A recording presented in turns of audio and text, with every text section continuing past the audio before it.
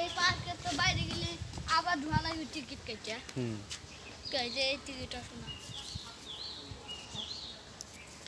আবার আসলে ভুল করলাম না টাকা খাওয়া ও বাবা চলো ফুচকার দোকানে যাই ফুচকা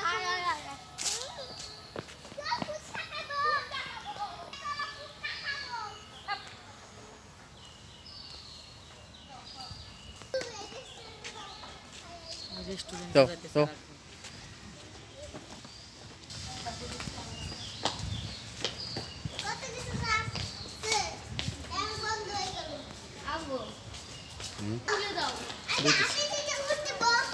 টাকা দিচ্ছি দিচ্ছি এর ভিডিওটা করছি